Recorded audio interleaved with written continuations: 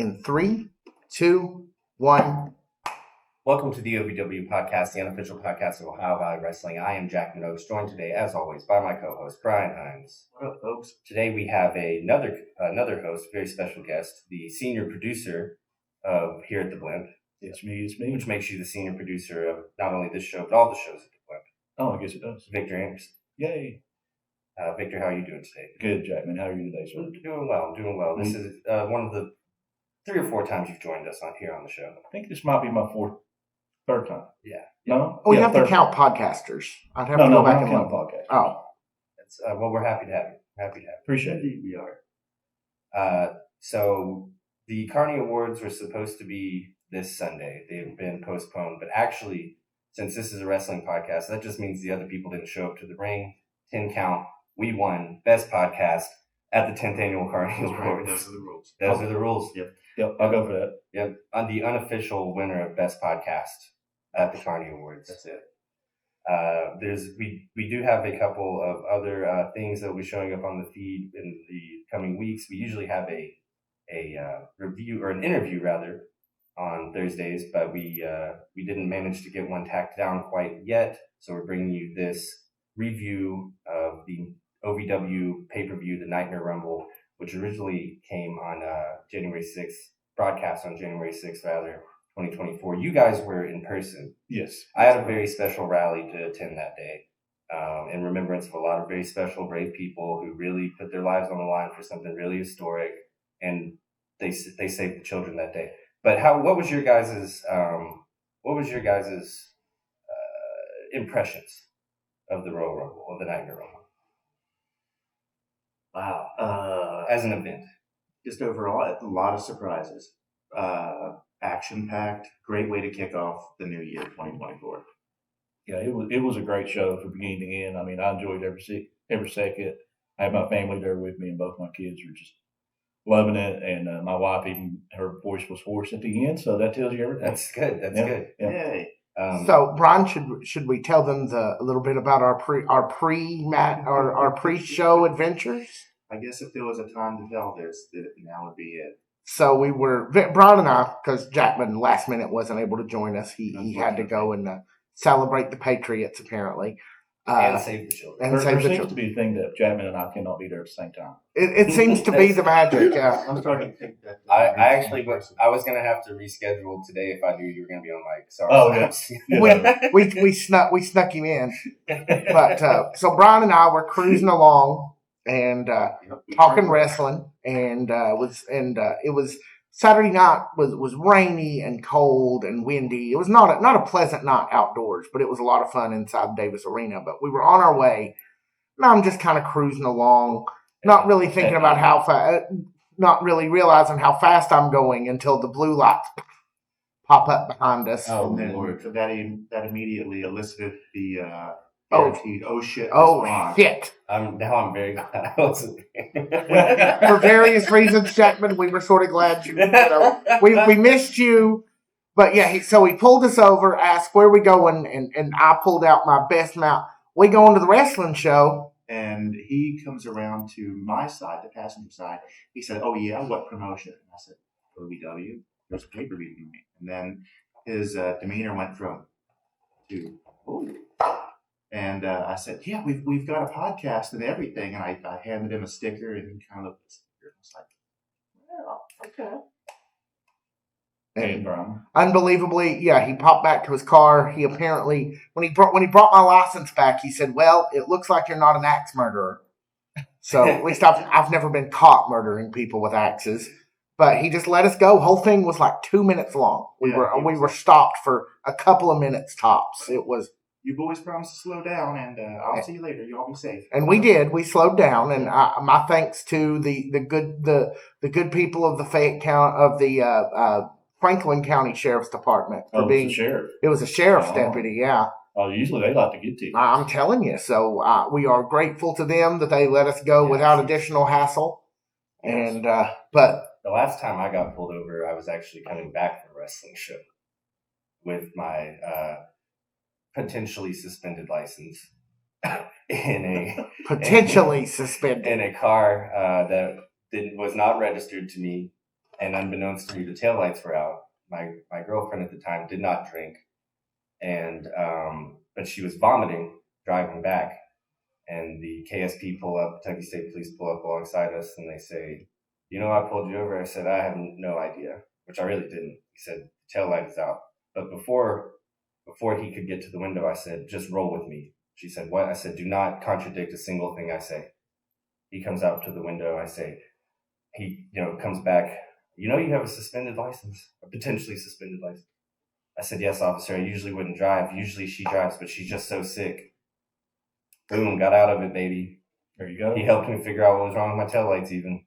Wow. Yeah. Cops aren't like they used to be. They really aren't. Something's changed. Maybe all the international backlash has changed over the last 5 years. Cops really aren't the way they used to be. So I think before we get into the event that we should, I know there's, in honor of our guest, the guest is missing this week. Let's have our Thursday. toast. It is a Thursday in the feed after all. So this is, I'll just say this is Brooke Hill. That's all I'm going to tell you about it. This is excellent. So cheers, gentlemen. Cheers.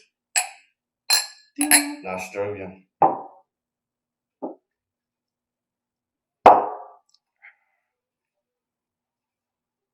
It's got a great nose. Yeah, it does. It's got a great, real tobacco-y, like a tobacco barn. It's great. Like a tobacco stick. It Yeah. smells Not like a bad thing. what was the name of that store? When I grew up, there was a store in the East State Mall called the Tinderbox, and they had a humidor. A cigar store. Yeah, Oh, if you go to yeah. Fayette Cigar Store, it smells like that too. That's what it smells. Special thanks to the OVW Bourbon steward, Chad Watson, for Yes. delivering that to us. You can Thank catch you. that interview in the feed as well. We were sorry to not have you here for that. We know how much. We're gonna do that again. Don't worry. We're gonna do that again when some new stuff pops up that Chad can come in here and talk about. We're gonna do that one again. And I won't be there. Now, after this, we'll break down all the action from OVW's Nightmare Rumble, emanating live from historic Davis Arena right after this. Hey, Victor, Yeah. there's a lot of demand for Bluegrass Homefront, you know. Oh, there's a demand for it? There is. Really? The voices are getting louder. There's people in the OVW unofficial fan zone asking when. Oh, really? I thought Yeah. it was just my mom and Missy. I mean, they're asking about it.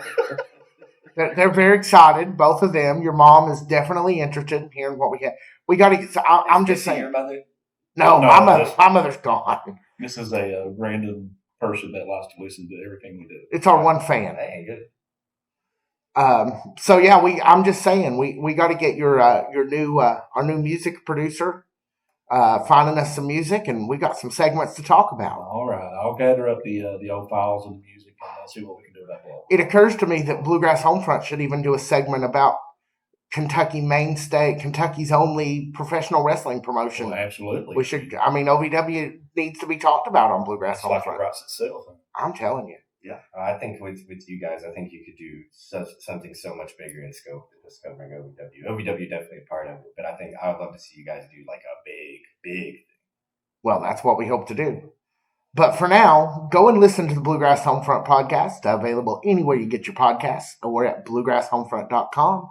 And look for that new season 3 coming any second now. But until then, I'm going to send it back to the studio and the boys already in progress. Welcome back to the OVW podcast, the unofficial podcast of Ohio Valley Wrestling. He's still Brian Hines. and I'm still Jackman Oaks, and he's still I'm still Victor. Bout 1 pre-show. Again, new thing here where we can see from home the pre-show on the feed. Good thing, especially now that we know that OVW is really putting a lot of work into that pre-show, not only to get the crowd ready, get the in-person crowd ready to go, but they're seeing who can get over. They're trying to build storylines in the in-crowd. We know that from talking with backstage people that the pre-show is more important than it ever has been. So it's a cool thing that we as viewers get to watch it. First match was between Jason Hendrix and Maximo Suave, my close personal best friend, Maximo Suave. Maximo. He said to say hi. Oh, he did? Yeah. That's awesome. Hi, Maximo. What did Calvin say about that? No, what did they get bundled say about it? Cal was a little busy hanging with the birds. Yeah, he was. He was too busy skinning those hundreds of cats, He sure was. which we'll get to shortly. Jeez, what a kid. Jason Hendrix manages to pick up the win over Maximo Suave. Kind of want to move through these pre-match shows a little quickly because we got a lot to cover in the main show here. Second was between Arie Alexander and Riley Matthews. A little confused why Riley Matthews wasn't in the main show. Yeah, she wasn't in the She wasn't in the Nightmare Rumble, Would've but really Arie liked to was. see her there. Yeah, me too. Especially after her performance in that scramble match that they had. Mhm. What a great match that was. Really coming out party for her. She's really fantastic. She's Good little match between them here in the pre-show, though. Yeah, definitely. And Arie Alexander is great too. She's really, really great. I would love to see her put in I've said this before, in a more prominent spot. I just think, unfortunately, she's really good at losing.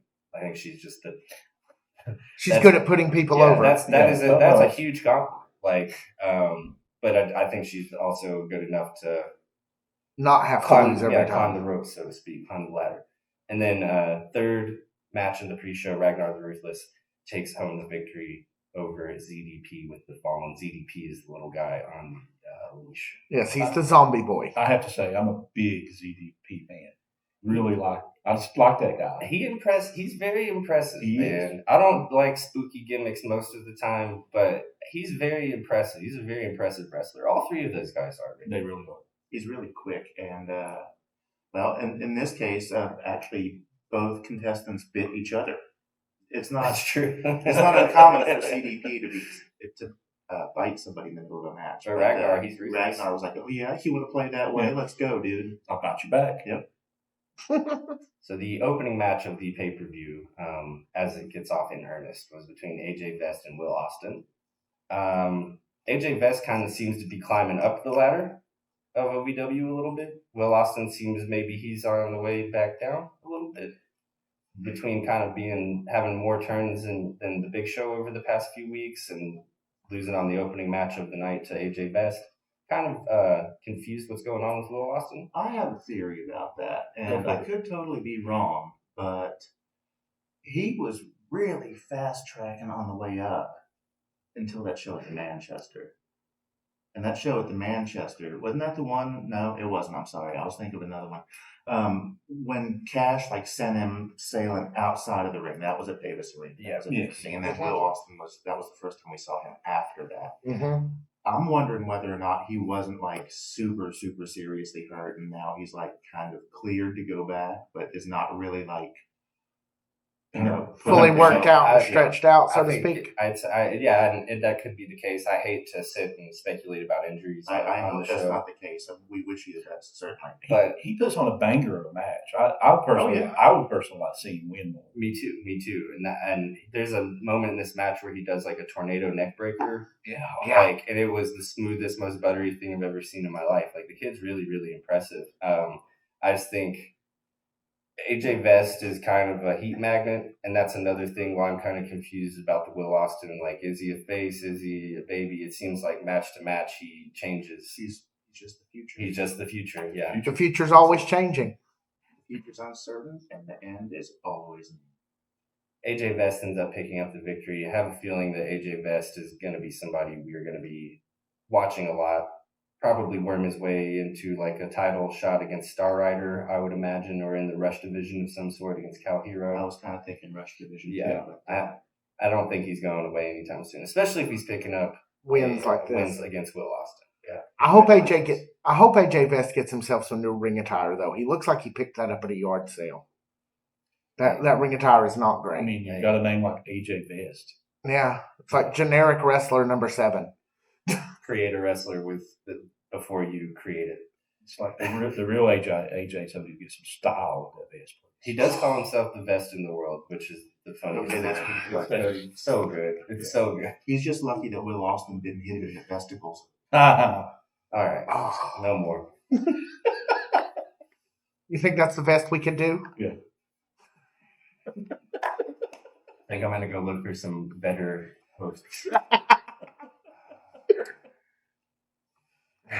Bout number 2, the Women's Royal Rumble, Women's Nightmare Rumble. Sorry, I need to get better about that. We're talking about a completely different event. Same rules, completely different event. Women's Nightmare Rumble. Freya, the Slaya, and Micky James joined for commentary with Kinnison.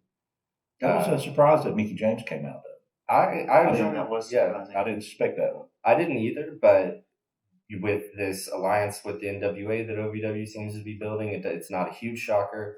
but she's like that's like a star power star. Oh yeah, You know, yeah. We talked to Freya for just a minute after the show, and she didn't even know Oh really? until like 5 minutes beforehand that Mickey James was going to join her on commentary. Wow. So I do have it was a closely guarded secret up until it wasn't. I may have an explanation for that, actually. Talking to some of my contacts behind the scenes, there was an event for Al Snow, including a roast over the weekend. So some of the stars, I think Nikki may have been here for that. Also, if you look, first Tough Enough champion Maven was kind of kicking around backstage, Okay.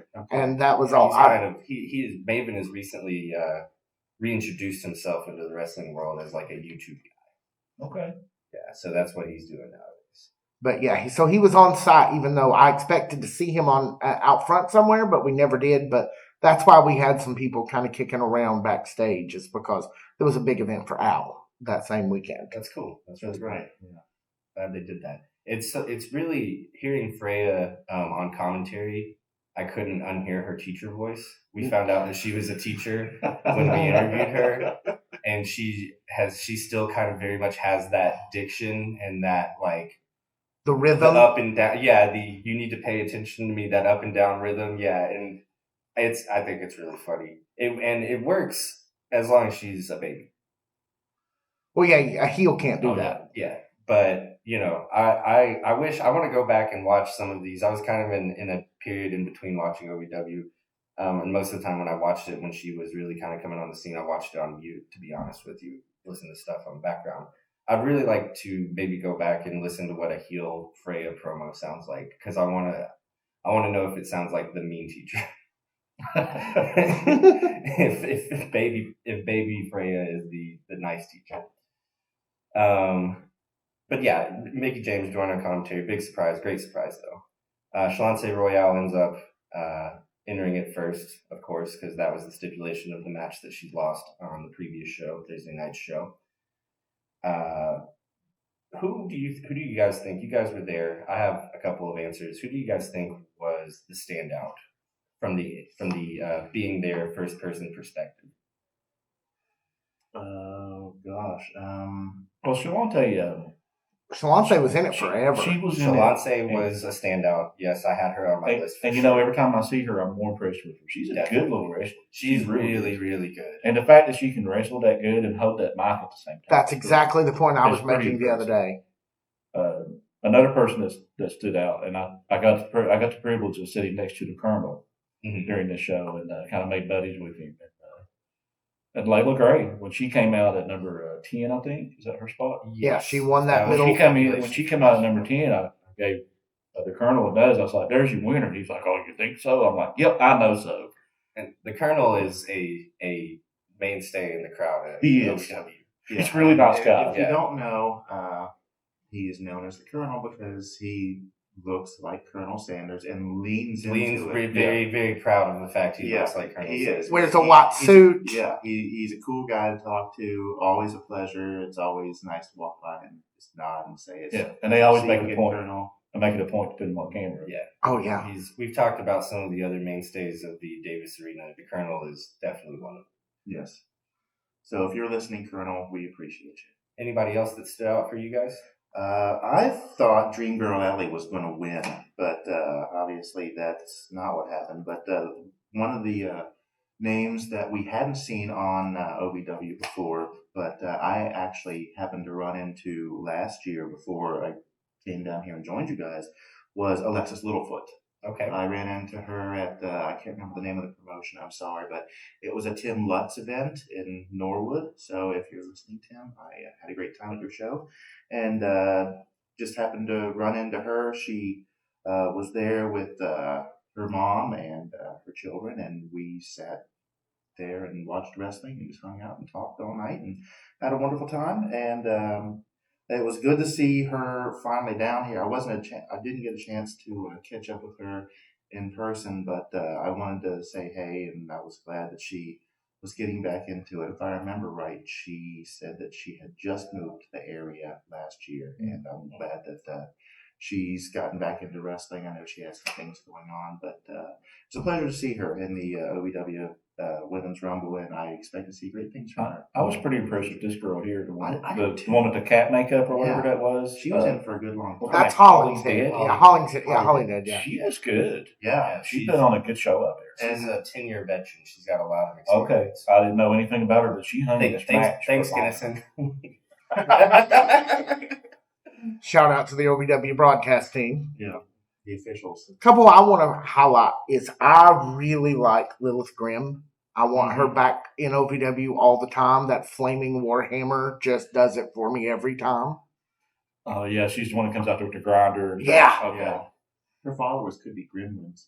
Oh, we have them all here. We do. I know. So, and I also wanted to spotlight the lady who was introduced as Sophia Rose, who actually is the rebrand of Harley Jane.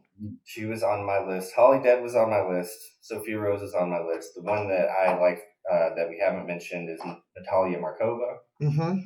Really liked her. And I remember Sierra from when I first started coming to OVW. Yeah, she's a former 3-time OVW Women's Division champion. I would love to see her back. She was really great in this thing too.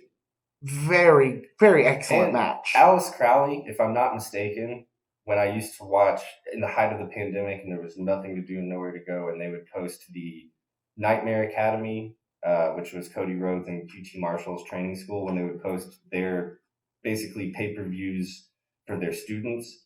Alice Crowley was on those a lot. She used to do a Razor's Edge. Oh, wow. Yeah, Ooh. really love to see. Yeah, would love to see her. If I'm not mistaken, I'm like 99% sure, and I usually don't say things unless very specific things unless I'm pretty sure about it. But would love to see her back just to watch like one of these. I want to see like Dream Girl Ellie sell a Razor's Edge. You know what I mean? I want to see like Shalonce sell a Razor's Edge. Like I want to see somebody. I want to see her back. I want to see her continue to grow because she's improved a lot since that show. And I mean, that show was what, 3-4 years ago at this point that I watched her. So she's improved a lot since then. One thing this match showed is that the women's division is pretty good hands. Yes. They had some really impressive ladies out there. But one thing it really did put in perspective for me, and I know that we've kind of been on the we need to get a women's division belt, we need to get other belts, da-da-da-da-da. One thing this really did put in perspective for me is what Al said, that they don't have. They don't have it. So many of these women were fresh faces. Yeah. I had to actually turn to head booker for the women's division, Amazing Maria, who was kind enough to actually help me out, making sure we had all the names right. Thank you. So thank you so much for that, Maria. But yeah. And it really, like, and I hate to say it, I hate to say that they don't have it, but when you see it put out like this, it's the truth. Al was right. That doesn't mean that they can't have it. That doesn't mean that this division can't continue to grow, which it is. That's a good thing. I don't think that he wants it to be a stagnant division, but it really put it in perspective that they can't do it right now. A secondary belt, I think they could do. A tag belt, I think is totally out of question. At least at this point, they need at least a half a dozen more performers We in had there. 20 here, and then we had 4 ladies that were not in this. Right. Saying. But That's of those, only about 8 were full-time OVW performers. Yeah. They were like a dozen. Another person that really stuck out to me, she actually ended up winning the wild card stipulation, which is something I had never seen in a Rumble match, but I didn't hate it. Actually kind of enjoyed it. No, I thought that was cool. Was Hema. She looks like Katana from Mortal Kombat. Has that chain skirt when she Yeah. comes Oh, out. When she got into the ring and the bad girls, I mean, she went to charge the bad girls and they just pulled the rope down and she goes flying out. I laughed so hard. Nothing against her. It was just so funny to see it in person. Well, she's got an intangible. She's got a great look. By the way, when she came back in after as the wild card, she can really go. I mean, we might have seen everything that she can do in those 45 seconds. I don't know, but I want to see more of her. I think we saw the perfect amount of her for me to want to see way more of her. She was in the scramble last week, wasn't she? Yeah, Yeah. but that was the she first kicked time. all kinds of ass. Yeah, but that was the first time I had seen her then too. So Yeah, for me, like, I'm usually, things don't really click for me I try to until like the second or third time. You know what I mean? I'm the same way. Like I try to be very skeptical at first as to not get washed away in my feelings. And then, but usually around the second or third time I see somebody, I've really decided if I like them or if I don't. As Vic predicted to the dear Colonel, Leila Gray ends up winning. To win, she screws over her friend, Dream Girl Ellie. I don't know if she screwed her over. It was between down them two, and she just kind of let her go. It seems like one of them had to win. It seems like Ellie's got some severe trust issues, and I just don't know what this means to the future of Bad Girls Club. According to Ellie, that's her best friend. Exactly. Yeah. I literally heard they've her known each other screaming for it. 10 days. Yeah. They're already best friends. That's my best friend. She said it more than once. Is that got? That's my best friend is over in the Davis Arena. It is very over in the Davis Arena. So what do we think was up with TT? Like, she was literally in that ring for 15 seconds. I think she wins enough of like these kind of the preliminary kind of matches that she could kind of just lose a match like this. There's no harm in like losing a Royal Rumble. No, it's just about making an appearance for the most part. Yeah.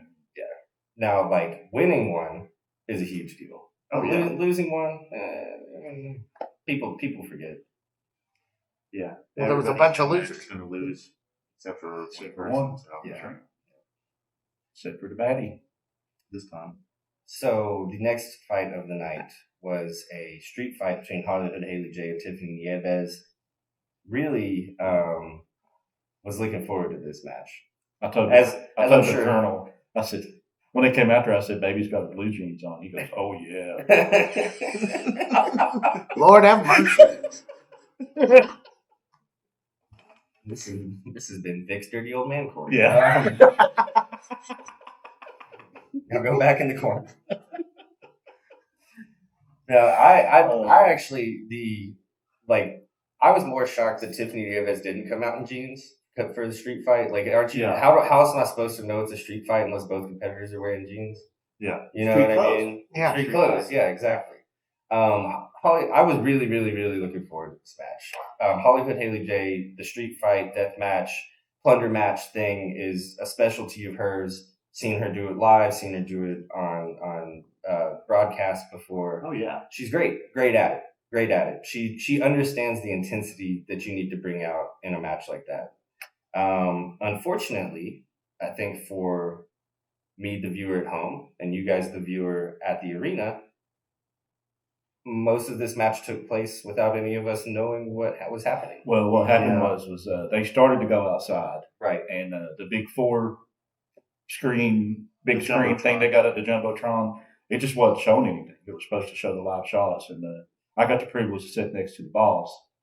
And as soon as Matt seen what was going on. Not the colonel, but the boss. No, the boss. As soon as he seen what was going on, he ran over to the back, and then he came back, and like 2 minutes later, here they come back to the ring. Yeah. And they finished the match. The ring because they had to. Right. And it's a shame because we saw that technology work Yeah. last pay-per-view.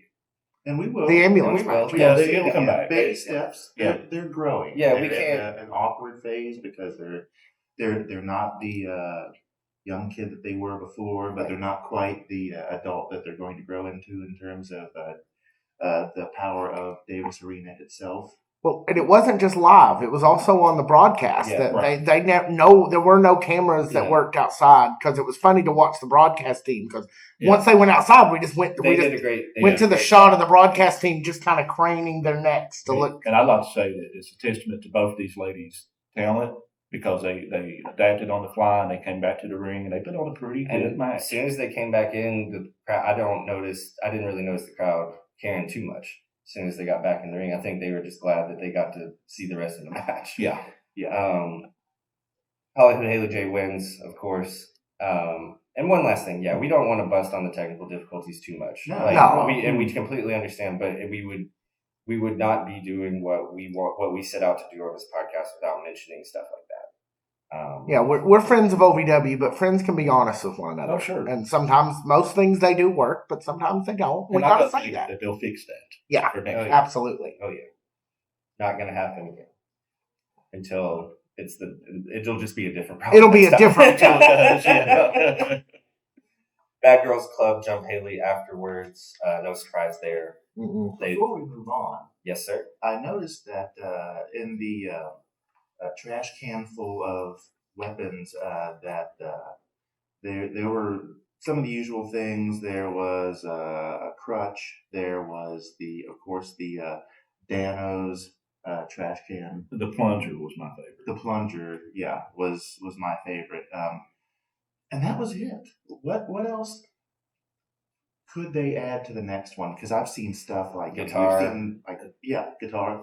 We've seen thumbtacks. We've seen tables. Which there was a table that I missed the kendo stick. Kendo stick. That's one of my favorite weapons because it makes such loud noise and it wraps around her backs. Yeah. It makes it seem. You don't really see those as much anymore, Not like you here. did. Not At least that- not in OVW. I have seen badminton rackets. Oh yeah, that's a good one. Yeah. I like it I like a traditional stop sign. Can we just Stop beat sign. somebody up with a road sign? Wow. Yeah. Yeah. I know from my college days, those are actually illegal to possess. Well, you can buy them, but yeah, I'm not saying they go down to Shepherdsville Road and take There's one. lots of things that are illegal to possess, Nick, that I know you don't have. Well, I know, but I got in trouble for my stop sign. I had sticky fingers with government property too. when They I was almost growing took up. me to jail over a stop sign and a road cone.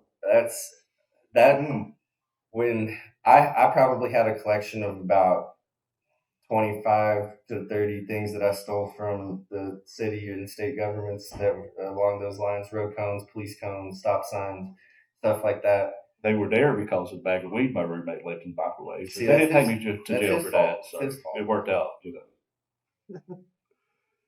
I think one congrats home front is just all the stuff we managed to get away with over the years. I've been pretty fortunate. As someone who's been his friend for 30 years, he really has. All right, Nightmare Rumble men's division. Mick Foley he joins the commentary booth. He gets a huge reception. Unsatisfying in the moment because I really wanted him to come down to the ring and talk to us, He and did he not. didn't say a word. But apparently, they were just saving that for I the was day gonna this ask. comes out. Yeah, he's going to be in the ring on Thursday, which is the only. I was really planning to take this Thursday off, but that and apparently Donovan Cecil is going to be fighting with The veteran. the veteran Jack Vaughn. Which is a match you gotta see. Oh, I predict this year is going to be the year of the man. Hope you're Okay. right. I hope you're so right. too. That guy's a beast. I love watching him win. And again, I told the colonel, I said, I'm ready for some mana. And almost as soon as it came out of my mouth, his music hit. He goes, there you go. Did he say anything about how Donovan Cecil might have looked in a pair of jeans? No, he did not. I just wondered. I thought I should. It's my journalistic duty to ask. I will say that he probably filled out a pair of jeans. Yeah. I mean, he's got some good hips. He does.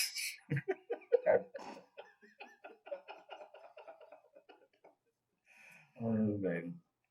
We have two first entrants: Joe Mack, joined by Shannon the Dude, and Cal Hero. First two entrants in the match. Both of them managed to stay in for a long time.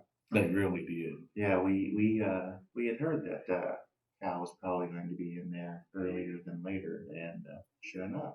Yeah. Right. Brian and I had the chance to meet legendary promoter and performer David Hero, Cal Okay. Hero's dad, last Thursday. out to him. Shout out to David Hero. Here's to you. And he clued us in that Cal was going to be coming in second and intended to put on a show. I did not know he intended to be the whole show, but Yeah, he Right sure there for the was. whole thing. When Cal gets signed, the interviews with David Hero. Definitely, I want that first interview. Listening to that man, be how proud. I know how proud he is of this man That's already. going to be great. Yeah, that's what I want. He's a great guy. Yeah, he I seems- want to get him in here and talk to him. Can't wait Yeah. to hopefully meet him one day in person. Everything we've ever heard about his promotion and him as a person, he just sounds like he's a great dude. Sounds Great like Lake, he's the promoter of GCL, the Great Lakes Championship Wrestling. Yeah. They've got a show coming up this month called It's Okay to Stare. We'll give them a little quick promo for that. Cool. We're not going to that because I don't want to go to Wisconsin in January. Wisconsin. But I really think that sometime this year for one of those Great Lakes shows, we need to take a podcast road trip and go see what the fuss is about up in Wisconsin. definitely. Every wrestler that we've ever had has been through the roof about it. All the fans, it seems like, love it. So definitely going to get up there this summer. All right. Anything stick out to you guys during this match? It's a long match. There's a lot that went on. That's why I wanted to ask you guys in person, with the saw in person, what were your takeaways, your big takeaways? You want to go first this time? I mean, the whole match was as they say in the wrestling business, it was a banger from beginning to end. Cal Hero was really impressive. They are getting ready to step that young man up. Yes. Hopefully he will be competing either for the OVW belt or the national championship before too much longer. I've been shockingly close to some predictions throughout this pay-per-view, and that was a prediction that I had on our predictions podcast, was that it's time for Cal to move up to the heavyweight status. And I think one of the people that really impressed me, I think it's, instead of Omir on his pants, that's a Bo Omir. Bo Amir, the face of Fierce. Humongous, stacked dude. I was like, I told the Colonel, I said, that dude's kind of scary. He's like, oh, no, I wouldn't mess with him. But he put on an impressive show. The three big stars of this Rumble were Cal Hero, Joe Mack, the 1 and 2 entrants, and Bo Amir. Okay, I'm glad I wasn't too far off on that. They watching it on TV. It was very obvious. Well, there's a moment when Bo was already out there, and then Shira came in, and Shira they kind of had a face off there in the center of the ring, and you could see just how big Bo Amir was because he dwarfed Shira. The way that they did that was genius, because they kept bringing out big guys and getting them face to face with Bo Amir to really put over how giant. That was beautiful, beautiful wrestling, like cinematography there. Just like really, really, really smart. And that's just like the great thing about a Rumble match, is because on paper it should be like throw darts at a wall, see what sticks. When you do a Rumble match the right way and you can tell 10 different stories in the course of one match and make 10 different guys in the eyes of the viewer, that is what this match is for. And this was like a pitch perfect Rumble match. Really was. Well, I agree, but I also wanted to give props to TW3 because his ring gear was awesome. Yes, the brand new ring gear. Yeah, or at least first time we've seen it. They're brand new. I confirmed that with the man himself. Beautiful. And he got to do the Kofi Wah. He did, cool. And that was very impressive. As soon as I saw him fly out of the ring and hit that chair, I thought, here we go. go. Exactly where this is going. So hats off to him. Biggest pop. Well, okay, I'll get the biggest pop here in a minute. But for me, one of the most satisfying parts was when Jay De Niro came out, and he wasn't alone. He was quickly followed by Crixus, and it was so good to see him in full war paint. Yes, Did the Colonel say anything about Crixus's jeans? He did not. Okay, no, just one. What about that shirt? Because that shirt was kind of dope. It's kind of like a tribal thing. Like talking about Crixus, I didn't really notice his shirt, but dude's been working out. His guns were out. Crixus looked Not that he never ever didn't look good. No, Crixus looked fantastic. He looked great. He did. And especially in those knew jeans. He was going to be there, and I didn't put 2 and 2 together. But he was there. It was great to see him. I didn't get a chance to talk to him again, but Crix, if you're listening, we hope to see you back 100% sooner than later. And if you've got some time, we'd love to have you back in any capacity, in person or remote or something like that. But it was great to see him again. To be honest, bringing him back the way that they brought him back, I enjoyed more than if he'd been in. Yeah, me too. I thought that was a great way to do it. But as far as, do you want to talk about the biggest pop during that match? Because I think it was the biggest pop of the night. So I think that started when Crixus actually set up a table. Yeah. And then didn't get to use it. So the table sat there for 4 or 5 minutes until the arrival of my personal favorite person in the whole roster, Junta Pesos, who manages to eliminate Jay De Niro over the top rope and through that table. It was perfect for both of them because both Crixus and Hoda had been out due to injury. And both of them caused by Jay De Niro. So it was the perfect setup and knockdown from both of those guys. And The crowd really just erupted. Oh, they did. When, They popped. when they saw Manny, because he I mean, you could tell that last time he was really hurt. Including my wife. She screamed when he good for her. popped around the. Yeah, she really did. She screamed when she seen him because she likes that whole bit with him and Jay. And It's great. It's so funny. It's so good. I also want to shout out Shane Mercer and Jack Stain in this. Both of those guys looked like shit brick houses. Shane was kind of the bit where he throws, I forget who it was, but he throws somebody up in the air and catches them. Yeah, that guy is insane. Yeah. And like not just strength, but like agility, just like an athlete through and through. As my dad would say, he's about 3 axe handles across the back. So he's quite the. He's kind of a newer guy to OVW, but I really hope that he doesn't go anywhere soon because I think that guy, you can do a lot with that guy. And Jack Stain as well. Cal Hero skins the cat a bajillion times in this. Yeah, that's a drinking game for you. Watch this Rumble, and every time Cal Hero skins the cat, drink. You will die. No, you'll be drunk. Depends on what you're drinking, I guess. But you know who I really enjoyed in this thing and didn't expect to is the Real One. Oh yeah, he did great. He did. Oh yeah. I'd like a little less lit from that guy. Well, he didn't. How you He's nothing doing? but I'm surprised we He's didn't. got a heck of a drop kick. But he's a good That drop wrestler. kick he hit it. Oh, I'm not saying He he's is. not, but I mean, asking for a little less on the mic is like, Asking him not to breathe. right. Still, it's like, dude, shut up already. Can we go back to a couple of predictions? Sure. Just so I can say how right I was. Oh, we love to say we're right here on the podcast. I said what? There was going to be somebody that did an Iron Man performance. I said that that number 30 was going to screw him out. I was a little wrong about a couple of stipulations, but that was before the stipulations were announced. I said it was going to be Real One that knocked out somebody like Tony Gunn. Did exactly what happened. And I said I thought that Real One would be number 30, knocking out Tony Gunn's Iron Man performance. It turned out being Luke Curtis being number 30, cutting out Cal Hero's Iron Man performance. The reason I didn't predict that Cal Hero was going to get the belt back at the house show is because I didn't want to sound like I was sucking his dick too much. The reason I didn't say it was going to be Tony Evans and Cal Hero doing the Iron Man is because I didn't want to say I was sucking those two guys' dick too much. I just want to say I know stuff, guys. I know stuff every once in a while, and I'm just going to start saying my real predictions now. Don't hold back. Tell us how you really feel. So I think one of the favorite things that happened in this match, and I think Brian will agree with me, when Cash came out, he obviously started chopping everybody, right? Yes. Chop. He chopped everybody down, and then he chopped Jack Vaughn. And then he gave Jack the chop in the thigh. I loved that. That was a great spot. That was great in the room, too. It echoed that whole arena.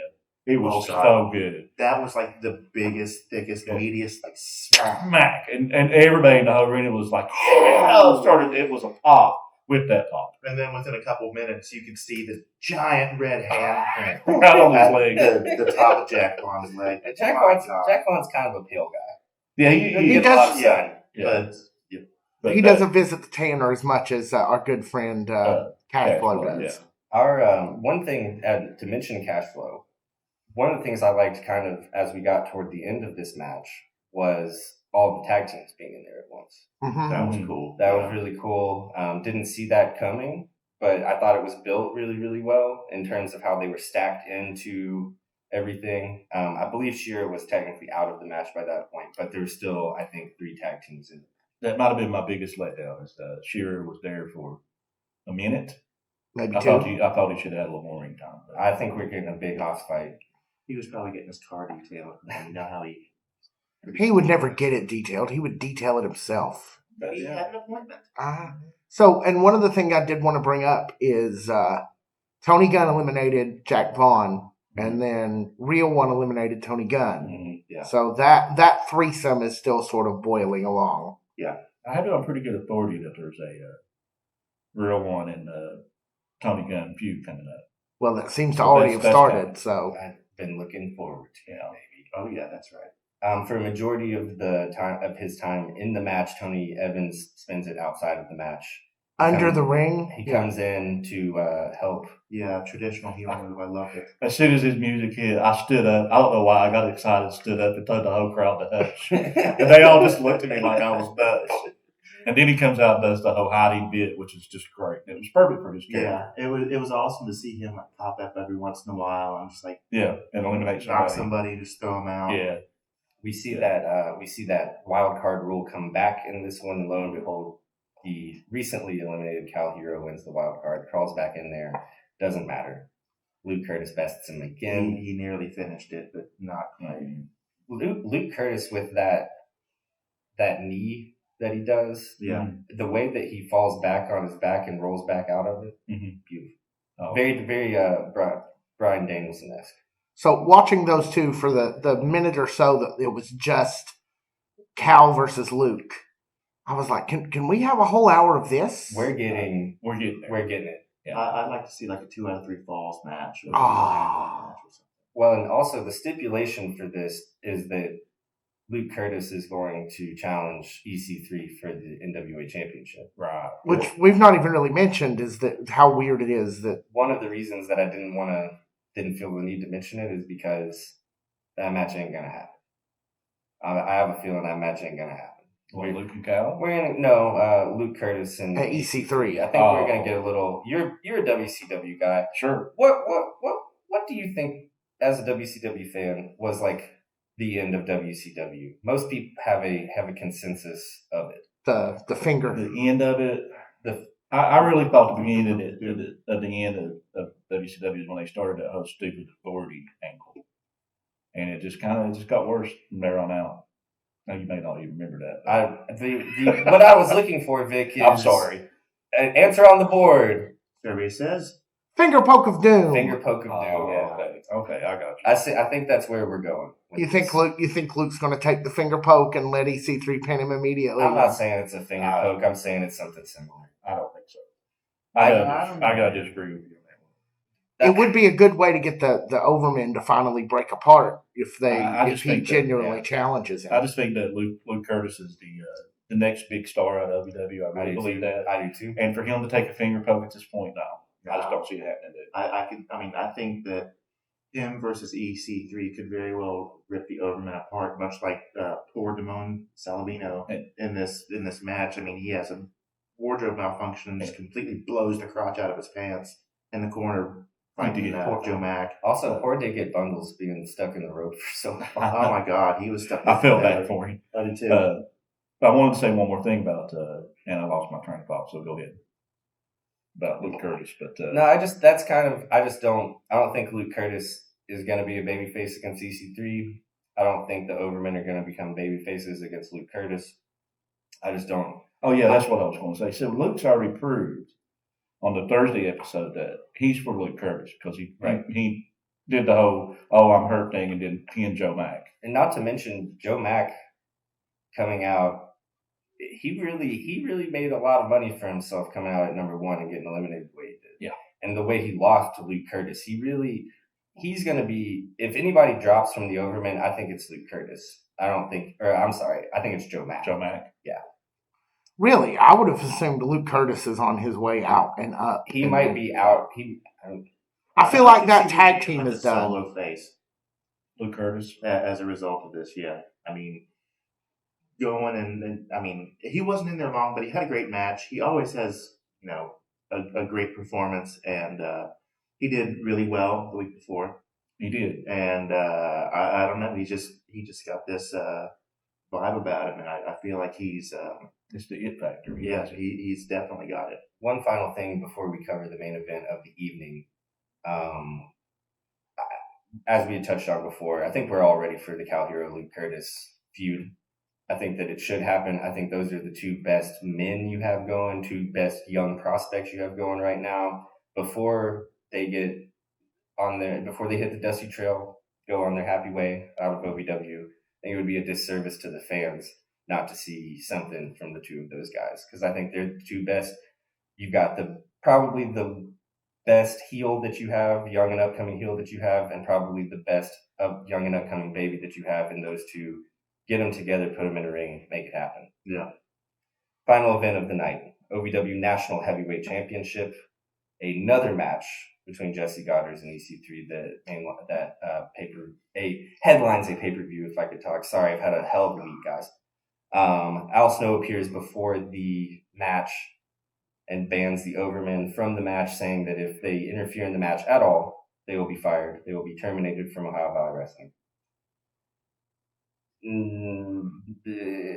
We've seen this match before. It was better than Chain Chaos. Yeah. Or Chain I would Carnage. say it's better than Chain Chaos. They were willing to get into the ropes this time. They were just not willing to get into those chains at all. I'm never going to stop talking about that. Too pretty. Like, why put them up if you won't get in them? Come on, guys. EC3 is a lot of things. Pretty is my one. I don't know. Weird looking. He puts a lot of work in. I guess Even my would be son, a better way to say it. My son looked at me and goes, "Dad, he's one of those dudes that manages to have a six-pack and a gut at the same time. That's weird." I'm like, I agree, son. How old's your son?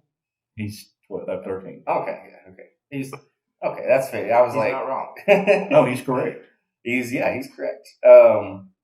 I guess I kind of want to fast forward to the end here. We've talked to the Blue in the Face about EC3 and Jesse Goddard's matches. We really have on this. It was podcast. fine. It was fine. It was slow, but it was fine. Most of the time, fine is what it's going to be, though. Mm-hmm. You know, and I think that's really all that we can say. We've said it before on this podcast. We want to move out of the forest that is EC3 versus Jesse Goddard. We want to. We'd like something we would else like to get happen. into civilization a little. And we let Tony Gunn be the main event. He also has a big belt. The big thing that we want to focus on here on the way out is that 300 figures that you would assume are the Overmen come out to help EC3 win the match against Jesse Goddard. Al Snow comes out to fire them, make good on his promise, and of course, who appears behind him but the Overmen. Yeah. So EC3, whether this is a complete drop of the Overmen, whether this is an addition to the Overmen, whether this is a whole new faction, EC3 has 3 people that at this point we don't know who they are. They've concealed their identity with masks, and you know the national wrestling people are so good at doing masked man angles. You know that we haven't been complaining about masked man angles in national wrestling forever and ever and ever. But here we are at OVW with it. EC3's Thursday Night Raw. And I guess on Thursday night, hopefully tomorrow night, the day that this drops, we will find out who the identity of those 3 masked men are. I doubt it. I doubt it. Yeah, I think they're going to string it along. Yeah, they'll string it along. Yeah, because having to a the masked next man pay-per-view. having a masked man angle that goes on for way too long works everywhere, especially at local wrestling shows. I mean, it's over, man. It has been over, man. Oh, Vic, Lord. if you don't mind, can you please read the post scroll here? Oh, no. What, the closing here? Please, yes. Okay.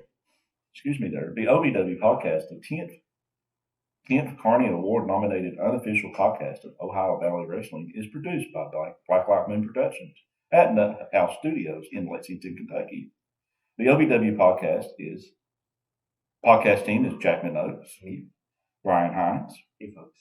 studio engineer, which is not here today, Malachi P.S. Woodard, There we go. Yeah. executive producer, big man Tommy Bryan. That's me. They say I'm the senior producer. My name is Victor Anderson, and we appreciate your attendance today. And after watching Wrestlers on Netflix, visit OVWpodcast.com podcasters to find all episodes of our unofficial Wrestlers After Show. Be sure to subscribe wherever you get your podcast, rate us 5 stars, and give us a review. Pretty please. Love you guys. Love you guys. Thanks for listening. Peace.